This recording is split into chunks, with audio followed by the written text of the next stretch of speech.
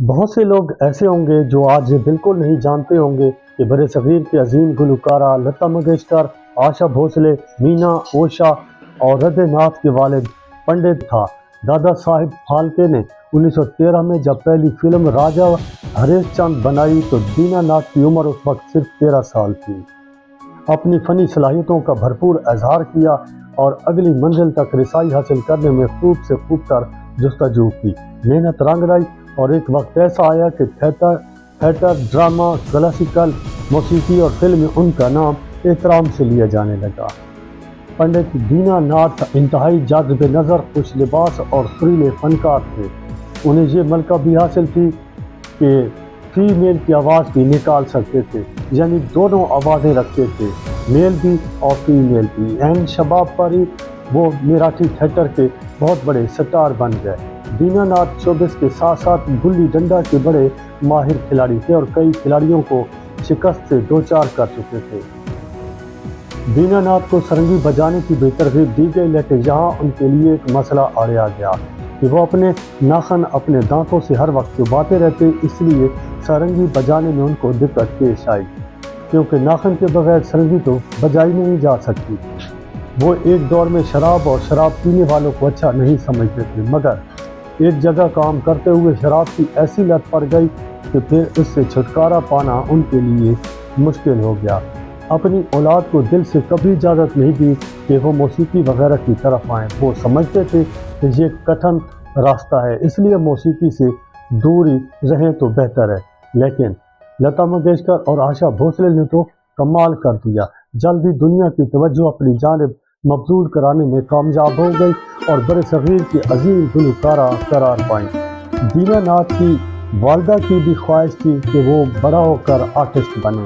28 ستمبر 1929 کو جب لتا منگیشکر کا جنم ہوا تو پنڈت دینا ناتھ اپنے عروج پر تھے اور سرسوتی دیوی ان پر دھن دولت کا منہ برسا رہی تھی، اور ان کی دولت کا یہ عالم تھا کہ تقریباً ہر شہر میں ان کے ذاتی بینک اکاؤنٹ تھے۔ وجہ کیا تھی کہ ان کے ہر ڈرامے کی لاگت اس زمانہ میں 70,000 روپے تھی۔ پیسے کی فراوانی تھی کہ اس لیے آموں اور کاجو کے کئی باغات خرید لیے، بلکہ گوا میں ایک پہاڑی بھی خرید لی جس کی مالیت اس زمانے میں 2 لاکھ روپے تھی۔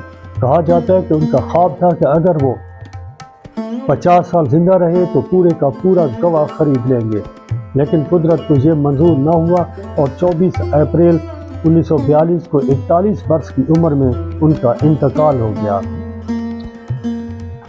اتنی دولت کے باوجود دینا ناتھ کا آخری وقت مشکلات در مشکلات میں گزرا۔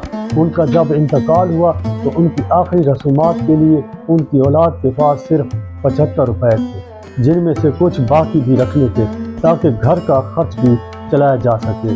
اس طرح دینا ناتھ نے عروج کے بعد زوال بھی دیکھا، مگر ان کی اولاد نے ہمت نہیں ہاری اور جیسے تیسے زندگی کی لائن کو صحیح راستے پر لگانے میں کامیاب ہو گئی۔ حالانکہ یہ نوبت بھی آئی کہ کم عمر لتا منگیشکر کسی جگہ نوکری کر لے۔ لتا منگیشکر دوسرے بہن بھائیوں کی بنسبت نہایت اچھی سوچ کی حامل تھی۔ ان کی عمر 13 برس تھی جب والد دینا ناتھ نے ان کا گنڈا باندھا، ان کو گانا سکھایا اور دعا دی تھی۔ ان کے بعد لتا نے امان اللہ اور استاد امانت علی خان سے بھی گنڈا بندھوایا اور ان سے سیکھا، بالکل اسی طرح جس طرح لتا منگیشکر نے گیت سنگیت کے لیے گنڈا اپنے استادوں سے بندھوایا، ملکہ ترنم میڈم نور جہاں نے بھی استاد بڑے غلام علی خان سے گنڈا بندھوایا۔ لتا منگیشکر نے ماسٹر غلام حیدر سے تلفظ کی ادائیگی سیکھی تو رام چند، ایس ٹی برمن اور غلام محمد جیسے استادوں سے بھی سیکھا۔ وہ میڈم نور جہاں کو اپنا گرو مانتی تھی۔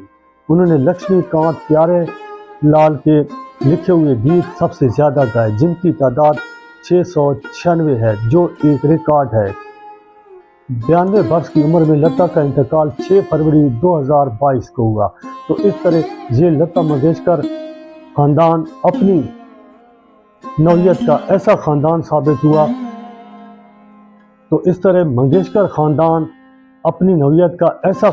ثابت ہوا جس نے ایک صدی سے زائد عرصہ تک سنگیت کی دنیا میں اپنا آپ منوایا اور عروج پایا۔